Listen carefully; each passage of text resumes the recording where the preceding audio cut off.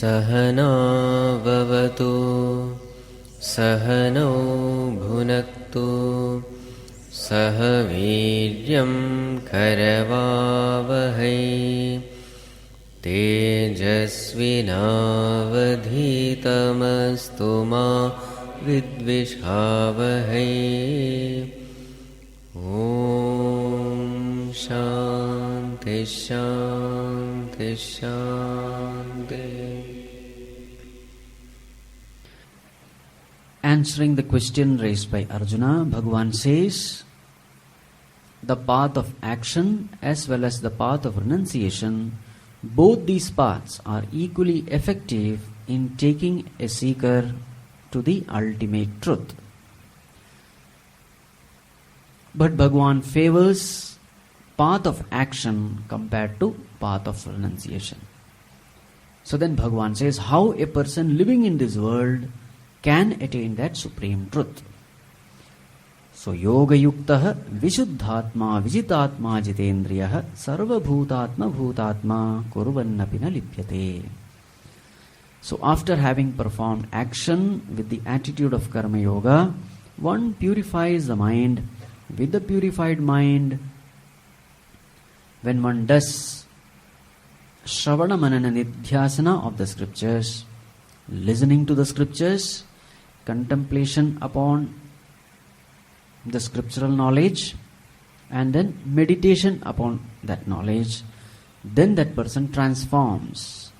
Brahma adhigacchati. He attains that supreme Brahman.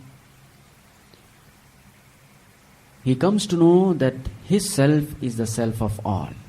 He comes to realize his oneness with all. What is his experience? Naiva kinchit karomiti yukto manyeta tattvavita.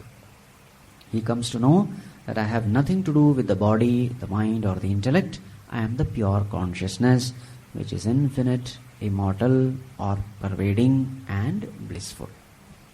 So where to start? Start from Karma Yoga. So therefore in 10, 11 and 12 verses, Bhagavan speaks about Karma Yoga, which he had already mentioned in 3rd chapter. The 3rd chapter is summarized in 10, 11 and 12. So yesterday we were seeing what is this Karma Yoga. What happens if a person performs karma without the attitude of Karma Yoga? Yesterday we had seen the defects. What are the defects? Just briefly we will go through. Defect number 1, we are seeking infinite happiness, but any action can produce only finite results. Finite results can give only finite happiness. This is defect number 1. Defect number 2, any result from the world is uncertain. It is unpredictable. So when you are attaching yourself to an uncertain result of the world for the sake of happiness, will you be happy? No. It will bring only anxiety, worry, tension, etc. This is defect number 2. So you are bound. So what is karma bandhana? These are all bondage. You are bound to become miserable. You are bound to become stressful. Defect number 3, actions produce vasanas. Vasanas are the impressions in the mind in the form of likes and dislikes. So every time when you do a particular action, it leaves behind impressions in the mind, and ultimately such a person becomes a slave of his mind. So he is bound. So slavery is also bondage. And defect number 4, when actions are performed, naturally actions will have to give back results. I have to enjoy the result because I am the doer. So sometimes these results come in the next birth. So therefore, I ensure that I remain in this world again and again. I come back to this world again and again in order to reap the fruits of my action. So again, I am bound to this world. These are all the defects of action when performed unintelligently. So then what is the mistake we have done? The biggest mistake we have done, because of which we are getting bound by our action, is we have forgotten the Supreme Lord. So therefore, what is the way out? So in Karma Yoga, there are 4 principles to be kept in mind. Principle number 1, Kartavya Nirvahanam, performance of one's duties. Number 2, Samyak Acharanam, performing it as best as we can. Point number 3, Ishvara Arpana Buddhihi, performing it as a worship of the Lord. Point number 4, Ishvara Prasada Buddhihi. When you receive results, receive it with Prasada Bhavana, as though you are receiving the Prasad from the Lord. So these are the 4 points. Now yesterday we had seen this one aspect called Ishvara Arpana Buddhi. Many times people come with this question: how is it possible that, can it be practically implemented? Performing action as an offering to God, is it practically possible? If at all it is practically possible, how? So therefore yesterday we had that long discussion. What is the discussion? Ishvara Arpana Buddhi will not come unless you have gratitude for the Lord. And gratitude towards the Lord will not come unless you are consciously aware of what all you have received from God. So what is the first step? The first step is sit for meditation. Recollect what all are the factors because of which you are alive. These are the points which we had discussed yesterday. So I am alive on this planet because of how many factors? There are countless billion factors because of which I am able to live upon this earth, isn't it? Now tell me, how many factors are in your control? Not even one factor is there in your control. So therefore, let me consciously be aware that I am existing on this planet. I am alive because of some higher supreme intelligence. The life has been gifted to me. It is not mine. Someone else has kept me alive. Life is not in my own hands. This is the first thing. Second thing, what about the abilities which I have, the talents which I have? The ability to perform action, is that ability mine? That also has been gifted to me. So life is a gift to me. Abilities, talents, etc., they are also a gift to me. Isn't it? How much ever great that person may be, even he doesn't know how is he able to perform action. A great singer, does he or she know how the vocal cord functions? No. A great tennis player, does he or she know how he is able to move the hand, swing the racket? No. A great thinker, does he know how the brain is functioning? No. In short, we don't know anything. This is the fact of life. So what should be the prayer? Now these are the ABCs of spirituality, fundamentals. If you directly get into consciousness meditation, you will be nowhere. Start from the fundamental. People want direct meditation. Nothing will happen. They want Drig Drishya Viveka. Nothing will happen. Advanced meditation courses they want. Nothing will happen, I tell you. At the most you will breathe slow, steady and quieten the mind. That's all. And that quietude of the mind will go away the moment you stop pranayama. Unless you are thoroughly, prepared Unless you have thoroughly prepared the basics of life, it is not possible to move forward in spirituality. And the basic is cultivate gratitude, cultivate love for God, cultivate humility. Otherwise, progress is impossible. And how to cultivate these values? Be aware of the facts of life. Be rooted to the ground. Now, for this, you don't have to even study scriptures. That life is not in my hands. All these abilities are also not mine. It has been gifted to me. For these, you don't have to study scriptures. You have to just observe life and be consciously aware. That's all. So these are the facts which I have to bring into my mind again and again. Oh Lord, I am nothing. I have nothing. I can do nothing. I know nothing. Start from there. Then what will happen? When you really feel that you are nothing, a deep humility comes. You become humble. And then when you observe life, what all things have been given to you as gift from that Supreme Being, you start feeling grateful. Something you don't have, something has been given to you even unasked. You have not asked, but it has been given to you, bestowed to you. So what happens? It brings in gratitude. Many times our heart is not at all having this one most important quality called gratitude. Why is it so? It is so because mind has this very bad evil trait called taking things for granted. When constantly something is given to you, you take it for granted. It is called as familiarity breeds contempt. Our ability to perform action, we have taken it for granted. This is my ability. I am performing action. These talents are mine. Full stop. There is no God at all. The one who has given you everything, you conveniently forget him. Now, how is it possible to bring gratitude then? This is a very nice story, which I am sure all of you must have heard. Some time back I might have told also. Not in this yajna, but somewhere else. So there is this child, maybe 5-6 years old, playing in the drawing room.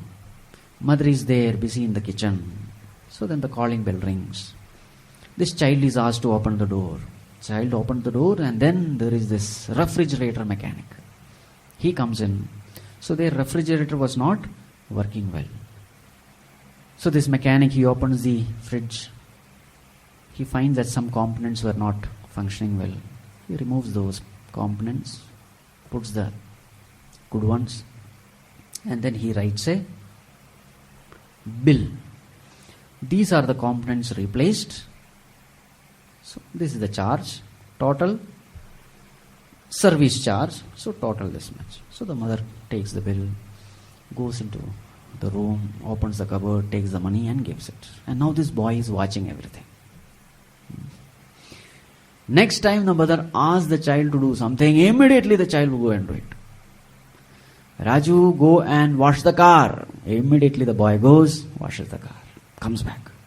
And after that he goes to his room, does something and come out. Again she said, Raju, go and cut the grass on the lawn. The boy again went very efficient. Now the mother is watching. How come this boy is so efficient today? So then the next day,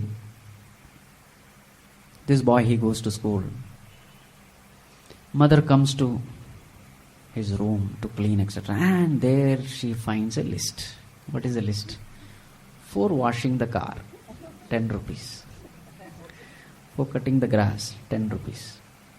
Everything total 100 rupees. Well, in the evening the boy comes with great curiosity. And he finds that yes, there is a 100 rupee note there next to his bed. Along with it there is another list.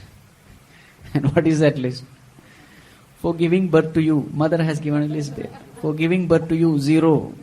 For cleaning you whenever you became dirty, 0. For taking care of you whenever you became sick, 0. For educating you, 0. For clothing you, 0. For providing food to you, 0. Total 0.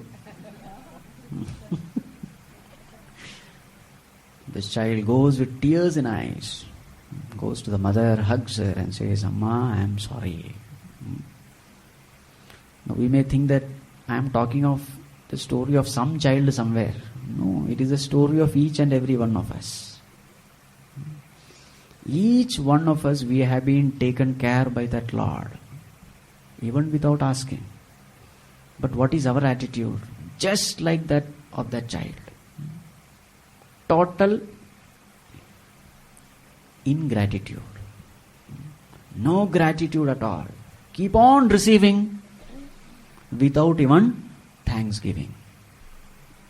If this is the way you will live life, forget about spirituality. Even the basics, you are not made thorough. You are still in the LKG of spirituality, not yet passed. And with such background, we go to do higher meditation. How will you succeed? At the most, at the seat of meditation, you will sleep or you will have a wandering mind. That's all. Meditation will be an utter failure. If at all you meditate, you will come out fresh. But that freshness will not be that of meditation, it will be that of sleep. That's all. So make the fundamentals clear. Karma Yoga talks about the fundamentals. So develop that kind of gratitude for God, love for God. The mind has this very bad habit of taking everything for granted. Look at the youngsters of the modern days. How they disrespect food. Why? Because they have enough to eat.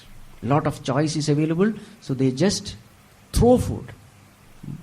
Look at the youngsters, you will find. People who take to drinks and smoking. Such a wonderful health has been given by God.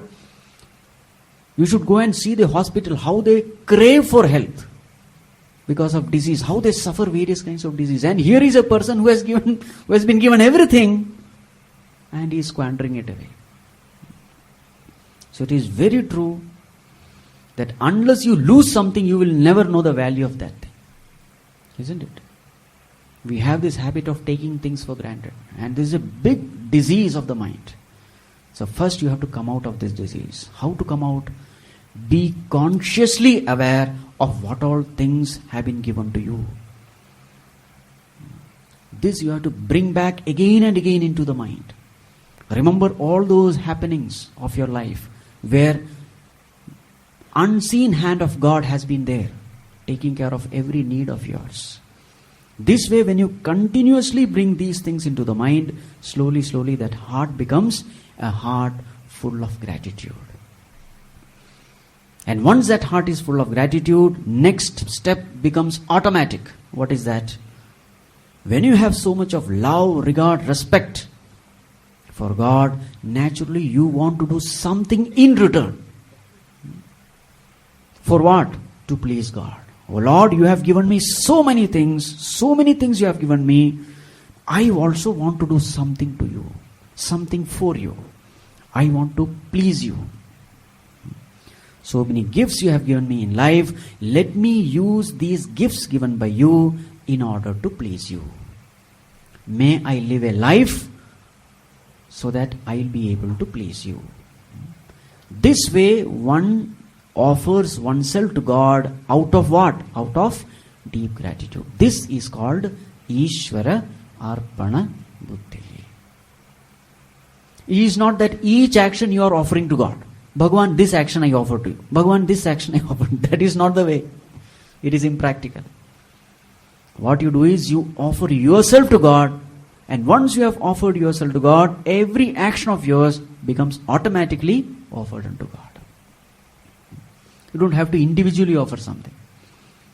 Just like a person who is working for an organization. Whatever work he does, automatically that work is offered to the organization. In the same way, when one offers oneself unto God, all his work becomes an offering unto God. Individually you can't do it. You need not do it also. But the background music should be, O Lord, I am yours. This feeling comes out of gratitude. It is not some mechanically murmuring something. Right? Now what are those actions which will please God? Yesterday we had seen they are the actions which are dharmic. Bhagwan stands for dharma. He takes avatar to establish dharma. So what are those actions which will please God? Those actions which are dharmic. What are dharmic actions? Dharmic actions are called sattvic actions. There are three types of actions: sattvic, rajasic and tamasic. Tamasic actions are those actions where a person doesn't mind harming others for one's own benefit. This is called tamasic action. So he harms others in order to gain. What are rajasic actions? This person doesn't harm others, but he is very selfish. I want to gain. He is only thinking about himself. He may not be harming others, but he thinks only about himself. And what are sattvic actions? Actions in which majority of the people benefit. These are called sattvic actions. So everyone is benefited along with me. All of us are benefited. Such actions are called sattvic actions. So these sattvic actions are the one which will please God. So as far as a karma yogi is concerned, he will perform only those actions which are sattvic. What is the goal of a karma yogi? His goal is only one. Bhagwan, are you pleased with me? Are you pleased with my actions? That's all. This is the one question which he will ask continuously to himself. If God is pleased with me, everything is fine, even though the world may be against me. If God is not pleased with me and others are praising me, nothing is fine. This is his attitude. He seeks peace, he seeks joy, he seeks happiness only from God. So among these four principles, the first one was kartavya nirvahanam. What are my kartavya? Kartavya means duties. Your duties are based on your expression of gratitude. How are you going to express your gratitude to God? It all depends on what all have you gained from God.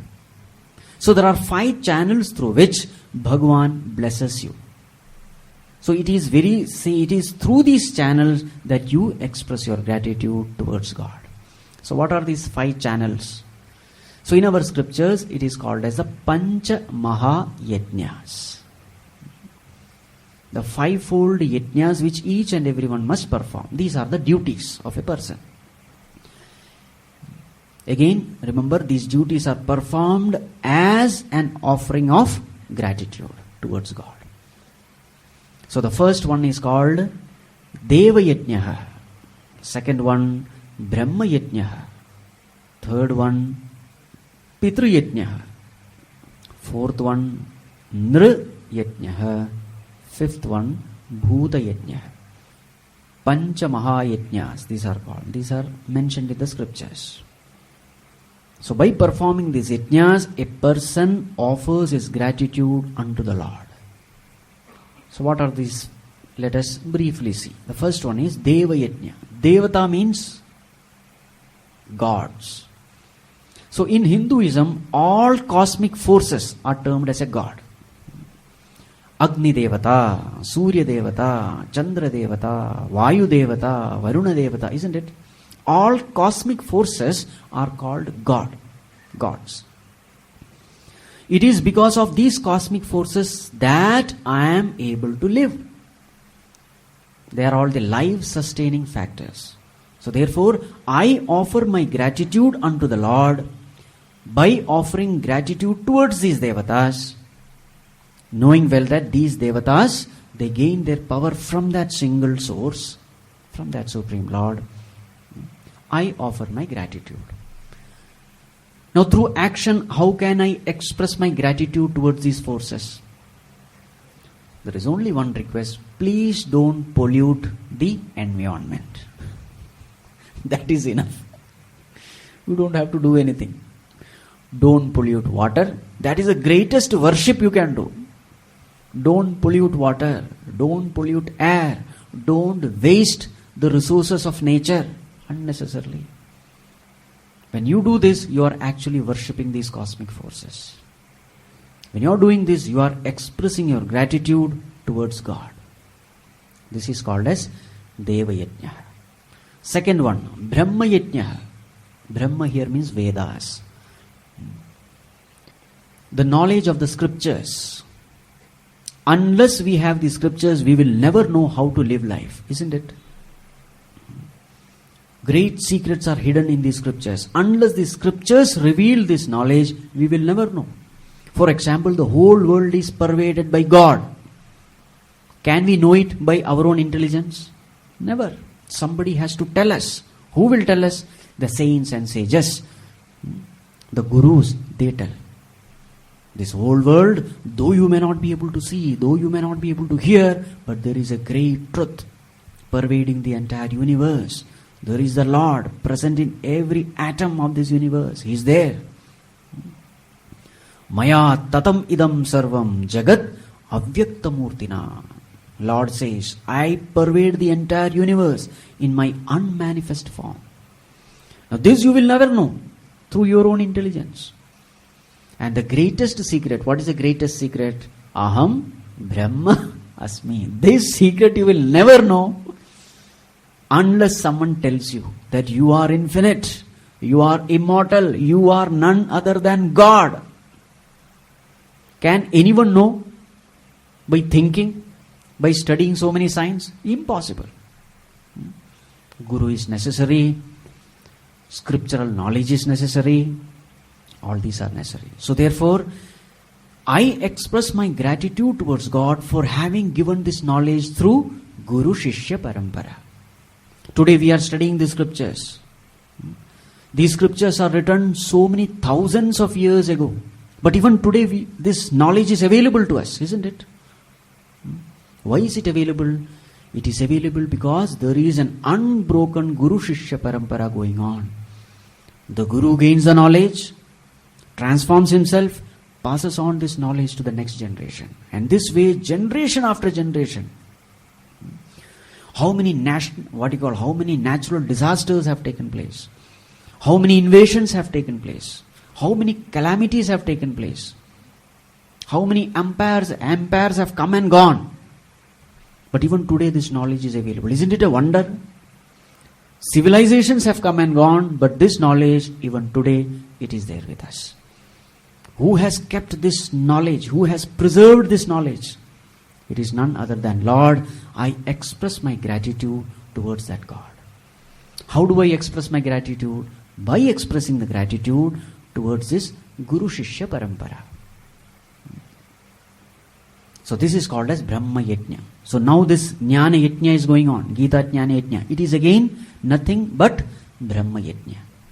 So what is my responsibility?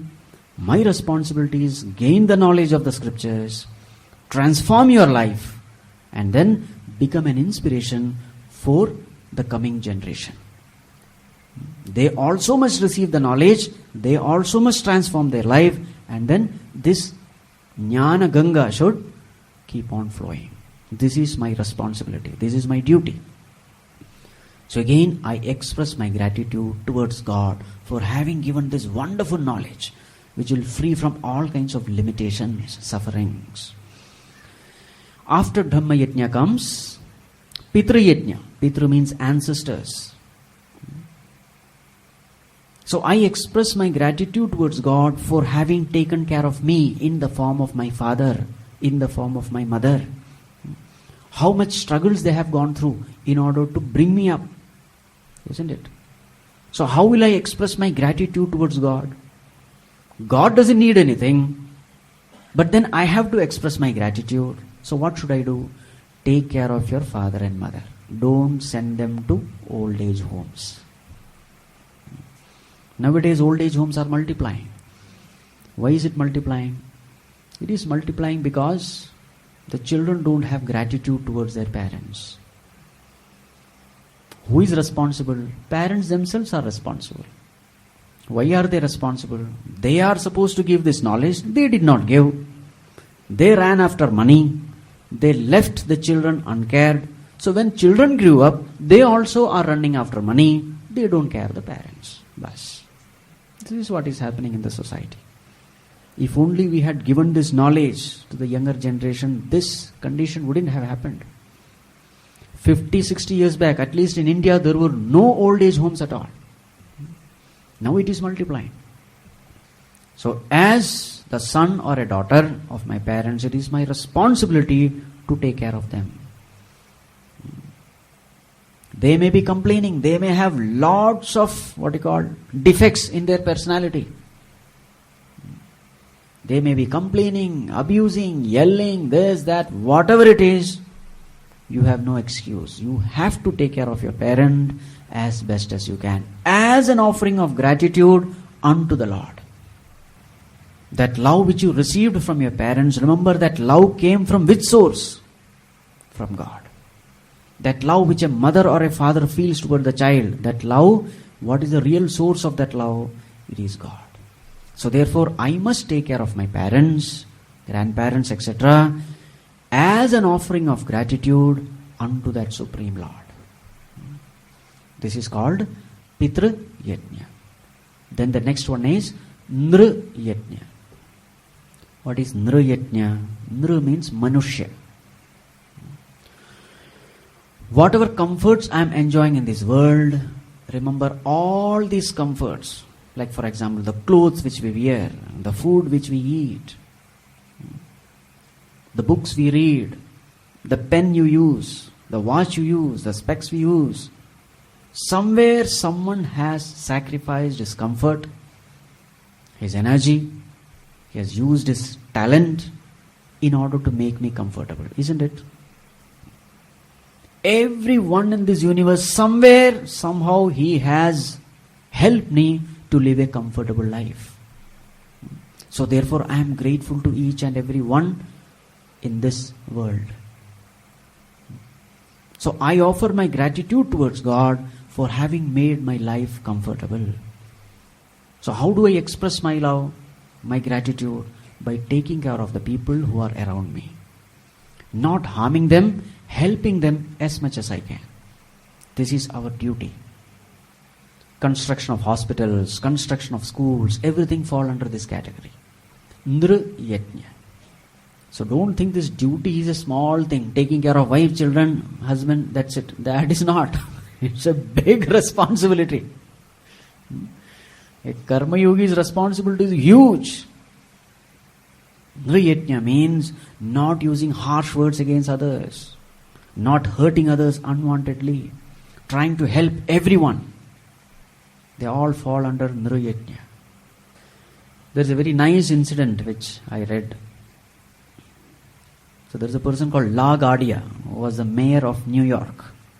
So once this court session was going on, he was presiding over the court, and then two policemen, they caught hold of one poor old man, and this old man was shivering. So what is the mistake, crime he has committed? So the policeman said, "Sir, this person has stolen 2 loaves of bread. This is the crime he has committed." So he was caught by the police for punishment. This LaGuardia, he looked at this person, frowned, got angry and said, "What? He has stolen? He must be punished. And the punishment is, he must immediately pay $10. Not this poor man. He doesn't have anything. So then this LaGuardia said, "Fine. Since he is not able to pay, I paid from my pocket." So he paid $10. Then he looked around. People were sitting, attending the court. He said, "I fine all of you sitting here for living in a city where a person had to steal 2 loaves of bread. So you are also equally responsible for his committing theft. So therefore I fine all of you 50 cents. So saying, he took out his hat and passed it on. And everyone put 50 cents. The whole money was collected, around $50. and it was handed over to this poor man. The point is, we are somewhere responsible for the misery of everyone around us.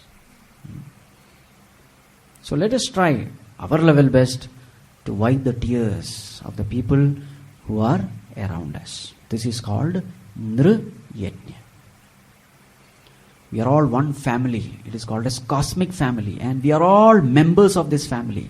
That is why in Hinduism we say Vasudhaiva Kutumbakam. We are one family. So when we are in one family, someone else is suffering.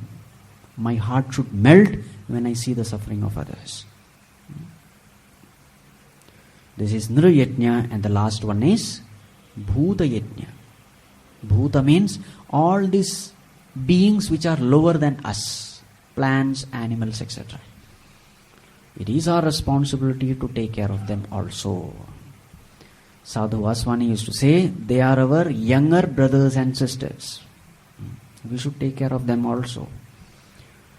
Being the crest and crown of creation, it is the responsibility of human beings to take care of all the lower beings. Isn't it? He has been blessed with intelligence, discrimination. So with that intelligence, he is very, very near to God. So then his responsibility is greater. So one among the responsibilities, he should take care of all. Plants, animals, birds, etc. Now tell me, who should be grateful to whom? Plants should be grateful to us, or we should be grateful to plants? Remember, even without us, plants can live. The planet can live. In fact, it can exist even better. The planet Earth doesn't need human beings. Without it, it is the best. So therefore, who should be grateful to whom? We should be grateful to the plants, isn't it? We exist because of them. They sacrifice their lives for our existence. This sensitivity we have to develop. This country called India is agricultural based country. So we depend so much on these cows.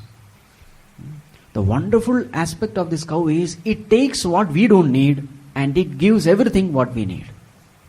Isn't it? It gives milk. And what does it eat? Grass, which anyway we don't need. Straw, that is also something which we don't need. It gives cow dung, manure, milk, and it is the one which does all the plowing, etc. So much we depend on these animals. There are farmers who worship the cow and then start farming. So this way we must express our gratitude towards God by fulfilling our duty. So these are the 5 major duties called Pancha Maha Yajnas. Right? This way when you live a life full of offering, a life filled with gratitude, what happens to that heart? Heart becomes absolutely pure. This is called Ishvara Arpana Buddhi. Very life becomes an offering unto the Lord. A life of gratitude. So how these actions must be performed? Yesterday we were seeing this term called Sangam Tyaktva. Verse number 10. Brahmani Adhaya Karmani means Ishvara Arpana Buddhi. How should these actions be performed? Sangam Tyaktva. Giving up Sangam. What is Sangam? Attachment. We have responsibilities in our nuclear family. We have responsibilities as a member of this cosmic family. Sangam Tyaktva means, may you not be so attached to your nuclear family to such an extent that you forget your responsibility as a member of the cosmic family. Yesterday I had given the example. What is the example? The mother-teacher example. Teacher is correcting the paper. She gets the paper of her own son. Now she has 2 roles. One role is as a teacher, the other role is as a mother. So what does the mother role in her say? Give more marks. Because it is my son. It should score more. What does the teacher say? The teacher will say, no, be impartial. As a teacher, all students are equal for you. Don't be partial towards your son. Now this is called cosmic responsibility. As a teacher, you have a family responsibility called as nuclear responsibility, nuclear family responsibility. As a mother, you have to take care of your child, but not at the cost of compromising with your responsibility as a cosmic member of this. Lal Bahadur Shastri, his son got a very good, when he was a prime minister, Lal Bahadur Shastri, when he was a prime minister, his son got a very good job in a very good company. Lal Bahadur Shastri called his son and said, immediately you must resign. Because I know that you are not fit for that particular post. You got that job only because your father happened to be the Prime Minister of India. So therefore, you must quit. Otherwise, it will be equal to taking bribe. See that clarity. This is called Sangam Tyaktva. Your attachment should not lead to compromise. A karma yogi should be very careful. When two roles conflict, always take up the role which is bigger. Never compromise in life. You will find that this thing in what is that? Raja Harishchandra also. So when he was in the cremation ground, what was his job? To take money and burn the body. What happened? His own wife came with his own son. What did he say? Give me the money. Just because you happen to be my wife or child, I am not going to compromise. Give me the money and then burn. That is called uncompromising attitude. That is called asanga, unattached. Very clear. So we must be very clear. What is my duty as a cosmic, as a member of this cosmic family? What is my duty as a member of my nuclear family? So which role has to be given preference? My role as a member of the cosmic family. This is called Sangam Tyaktva. Suppose there is only son of parent. Father and mother, they have only one son. And suppose, let's say, he is in the army. And let us assume that there is this Indo-Pak war. So what is his role? What is his duty? Should he go for the war and protect his nation, or should he remain at house protecting his father and mother? Taking care of his father and mother. What is his duty? Go to the war or take care of his family? Go to the war. Why? Because that is a bigger role. Army role is bigger than family role. This is called Sangam Tyaktva. When we are too much attached, our attachment forces us to compromise upon principles. This should not be allowed. Remember, what is his goal? His goal is to please God. And when will God be pleased? God will be pleased when you accept a bigger role and function with this attitude. The more and more you become detached, the more and more clarity comes in your thinking. The higher you think, clearer becomes everything. Confusion is only when your thinking is very narrow. Narrower the thinking, more confused you will be. Expand your vision and everything becomes clear. Nowadays these mothers, their common complaint everywhere, it is saying, Swamiji, how to take care of our children. Now the problem of these mothers is, they are very much ambitious about their children. My child should be first in the class. My child should be first in swimming, first in karate, first in painting, first in drawing. And now who suffers? That poor little child who was enjoying his life. Now comes the pressure. My child should be first in everything. Now who is tensed? When the child is writing the exam, who is tensed? The parents are tensed. So much of stress, so much of worry. Parenting has become a big issue now. Who is the cause of this misery? Remember, our own narrow-mindedness is the cause. I, my husband, my wife, my family. Thus, Expand your vision and then see how all these problems will just evaporate like mist. What should be your attitude? Our attitude should be, this child is not mine, this child belongs to God. And it's a fact. It's called Sangam Tyaktva. Don't say it is my child, my child, my child. No. This child belongs to whom? To the Lord. Who took care of the child when that child was inside the mother's womb? God took care of him. Who filled the breast with milk when the child came out? Bhagavan did it. Mother doesn't know anything. Isn't it? Every step it was the Lord who was taking care of the child. So the child belongs to God. Now we are not ready to accept that. We have comfortably, conveniently kept that fact aside. And now this Sangam has come. Attachment. This is my child. Now when it comes my child, then that is your child. Bas, division happens. My child, your child. My child should be smarter, intelligent, more brilliant than your child. Bas. All the problem starts. Isn't it? But suppose that vision is that divine vision. This child belongs to God. It is that Lord who has given me the motherliness to take care of the child. It is that Lord who has filled my heart with love to take care of the child. It is that Lord who has given me all the abilities to take care of this child. May, O Lord, may I use these God-given abilities to nurture this child in such a way that he becomes a positive contributor to the society. So let me fill all good values in this child. This is my offering unto you as an expression of my gratitude to you. Now, if this is the attitude, will there be any problem?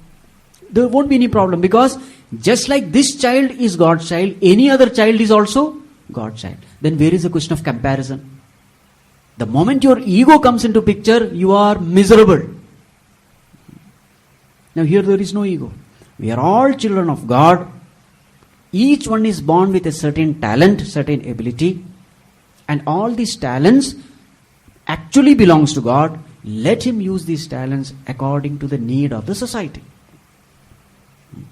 So you bring your children very well, instilling values. Then what happens? The very same child, full of values, will be a blessing for everyone, including the parents. Isn't it? This is called broadening our vision, expanding our vision. Don't just get stuck in the stupid cocoon of little nuclear family. Expand. This is called Sangam Tyaktva. So each and every person can apply this Karma Yoga in their own life, in their own field. General Kariyappa, he was the field marshal. So when he was retired, he was in Bangalore or somewhere. So there was this Indo-Pak war. His son was a pilot.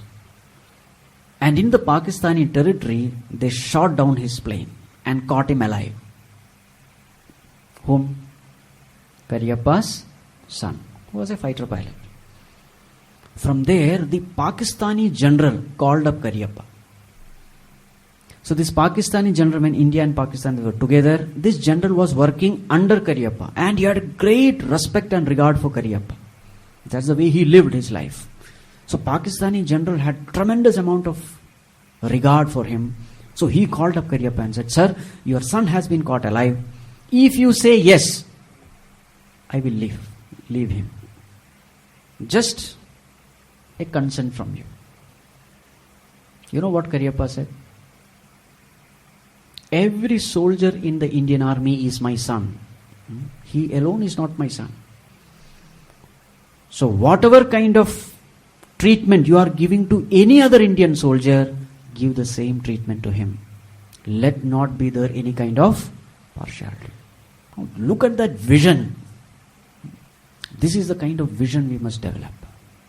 The greater your vision, the greater will be the clarity in thinking. The greater will be the ease in which you take decisions in life. It will be very easy. And the greatest vision is the vision in which you try to seek His, happiness. Bhagavan, with this action will you be happy? And if you find yes, then go ahead. Because his vision is the best vision. Because his vision is a divine vision. Is a cosmic vision.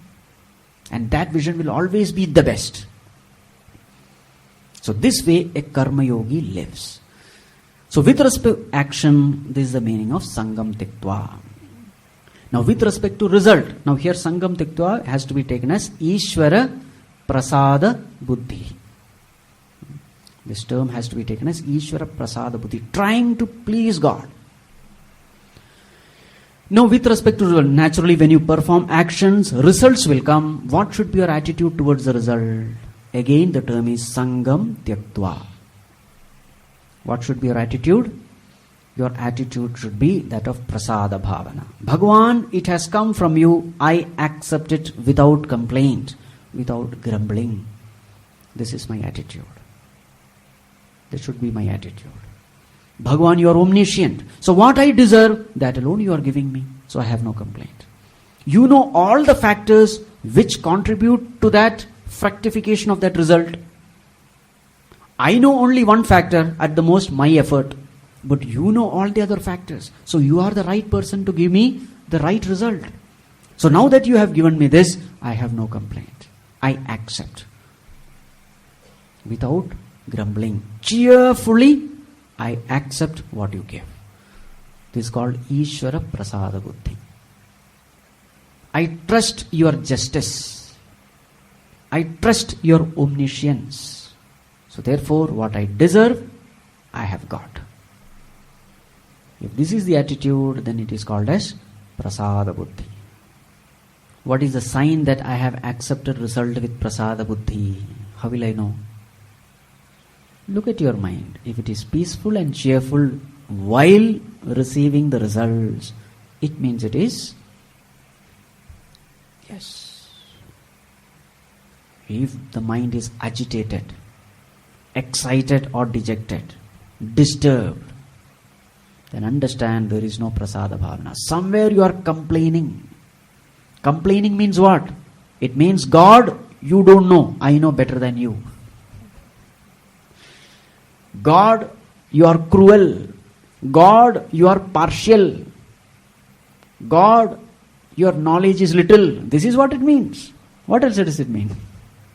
When you are complaining and grumbling, what does it mean? Isn't it? I know better than you. These are the meanings. So whenever the mind is agitated, when you receive some result in life, understand it is only an expression of your immaturity. The more immature you are, the more will be the non-acceptance. The more you complain, the more your trust in God is less. Your faith in God is less. And the more will be your suffering also. Remember. The more the mind is agitated, the more you suffer. Simple. Your suffering is directly proportional to the disturbance of your mind. And your disturbance is directly proportional to your lack of faith in God. So immature people, foolish people suffer in life, in short. Sangam Tyaktva means don't be attached to the result. Attach means don't insist upon a particular result. You can expect a particular result, nothing wrong, but don't insist. What is the difference between expectation and insistence? When you insist, you say, I want this and this alone. You are not even ready to listen to God. This is called insistence. When you expect something, you say, yes, this is what I expect, but even if something else happens, I am ready to accept cheerfully. Nothing wrong in expectation, but what is criticized is insistence. How do I know whether I am insisting or expecting? To what extent your mind is disturbed, to that extent you are insisting. Simple. Ishvara Prasada Buddhi. There was this one small child who did not have legs. So he was watching boys playing football. He was with his crutches. So somebody came. He saw this boy without legs watching other boys playing football. So he came and asked, "My dear child, don't you feel bad that you don't have legs and therefore you are not able to play football?" The boy looked at this man and asked, "Do you feel bad that you don't have wings?" Don't you feel bad looking at the birds? I also should have wings. He said, "No, I have accepted it." The boy said, "Yes, the same with me. I also have accepted this state of mind as a gift from God." Your mind is at peace. Plus, accept. Isn't it? Even the greatest tragedy can be accepted with a cheerful mind. Once you are able to accept with a cheerful mind that tragedy is no more a tragedy, you will start seeing His blessing in disguise even amidst a tragedy. You will come to know that this tragedy is not tragedy, it is nothing but blessing. Because Bhagavan knows only one thing, how to bless. This is a very nice story of Ramakrishna Paramahamsa. So there was this cloth merchant, very devoted, great devotee of Lord. So whenever any customer used to come, he used to say, "By the grace of the Lord, the thread costs 1 rupee. By the grace of the Lord, the labor cost 2 annas. So by the grace of the Lord, this cloth is 1 rupee. No, the profit, okay. By the grace of the Lord, the profit is 2 more annas. So therefore, by the grace of the Lord, the cost of this cloth is 1 rupee 4 annas. This way he used to tell. So every customer, they used to have faith in him. And so after his business in the night, he used to go to a temple in the forest, and there he used to chant the name of God, sing His praises, etc. So one day what happened? A group of robbers, they came. They had this loot, a big bundle. So they wanted someone to carry it. And they found this person all alone singing kirtans. They caught hold of him, kept this bundle on his head and said, "Chalo." And into a deep forest they were walking, and suddenly police appeared. All these robbers ran away and he was caught with the bundle. Police thought that this is the fellow who is a thief, caught hold of him, put him into the jail. Well, the next day villagers came to know that this person has been caught. So all of them came. They went to the judge, magistrate, and said, "Sir, this person cannot steal. It's impossible." So the magistrate called this person from the jail. "Now tell me what happened." We started. "By the grace of God, I was singing kirtan in the temple. By the grace of God, robbers came. And by the grace of God, they kept this bundle on my head. And again, by the grace of the Lord, police came. By the grace of the Lord, all of them ran away. By the grace of the Lord, I was caught. And by the grace of the Lord, I was put in the jail. Now, by the grace of the Lord, you have called me." Magistrate understood. This person can never steal. Immediately he was left. Went back to the village. The villagers gathered. What happened? "By the grace of the Lord, I am set free." Now see, so many things happened, but what was his state of mind? Cheerful acceptance. This is something which we must learn while living. Every situation, you can turn it as a blessing. The more you have faith in God, the more you have love for God, the more you are grateful for God, naturally you will find this cheerful acceptance happening automatically. Those people who don't have it, they blame God. "God, why me?" This is their constant complaint. It's called Ishvara Prasada Buddhi. Accepting everything is Prasada Bhavana. So what is the first one? Kartavya Nirvahanam. Second one, Samyak Acharanam. Ishvara Arpana Buddhi. Ishvara Prasada Buddhi. 4 things, if you keep in mind, that becomes Karma Yoga. Now the most important question is, now again about this result, one more point has to be kept in mind. Can we perform action without expecting result? Can we perform action without expecting result? Impossible. Any action when we perform, there will be some or the other goal. Isn't it? You cannot perform action just like a donkey. What does the donkey do? Donkey doesn't know what it is carrying. Donkey doesn't know where it is going, why it is going. A donkey may do so, but an intelligent human being cannot do that. Many times we hear people say, you must perform action without expecting results. How is it possible? There has to be some or the other kind of result which I expect. Isn't it? So what is the goal? What is the result which a karma yogi expects? See verse number 11. Yoginaha karma kurvanti sangam tyaktva atma shuddhaye. Yes. What is the result which he is expecting? Atma shuddhi is the result which he is expecting. Purity of mind. So for a karma yogi also there are some goals. What are the questions he will ask to himself? Is my mind getting purified day by day? Is my devotion for God increasing day by day? Through my action, am I pleasing God? These are the questions he will ask. He will not ask, did I get what I want? No. Whatever I want, I will get.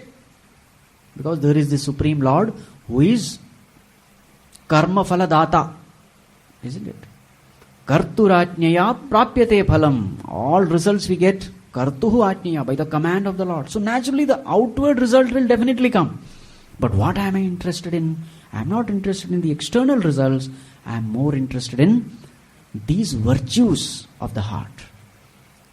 Devotion for God, dispassion towards world, purity of mind. These are the things which I am craving for. Sangam tyaktva atma shuddhaya. So therefore, as far as a karma yogi is concerned, worldly results are secondary. What is primary? Primary results are purity of mind, etc. Worldly results are secondary and insignificant for a karma yogi. So when it is said, karmanyevadhikaraste ma phaleshu kadachana, what has to be taken into account? There the phala is the phala coming from the world, the gross material benefits. That is what has to be understood. Otherwise it is not possible to perform action without any result, without any setting goals, etc. It is not possible. Karma yogi also has a goal, has something to achieve. And what is it that he wants to achieve? Purity of mind. Because he knows it is this purity of mind which will help him gain knowledge, and this knowledge will help him know himself and thus get liberated.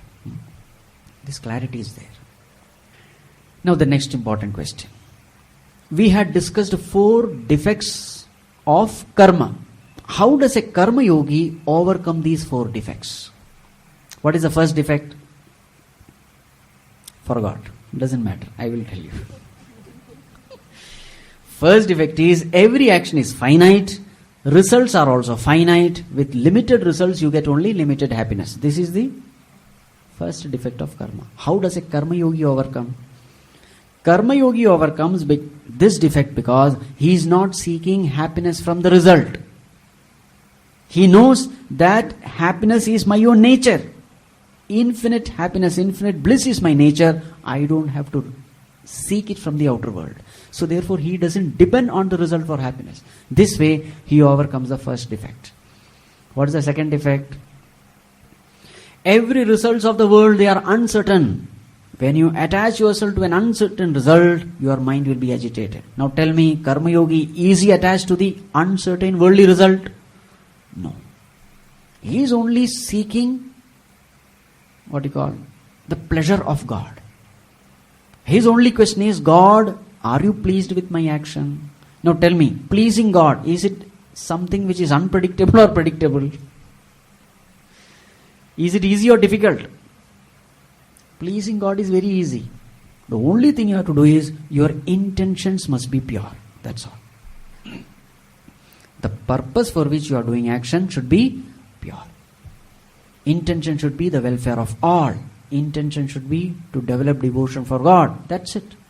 Intentions are in your hand. So therefore, naturally, his mind is detached from the unpredictable results. His mind is attached to God. So therefore, he doesn't go through all those emotional turmoils.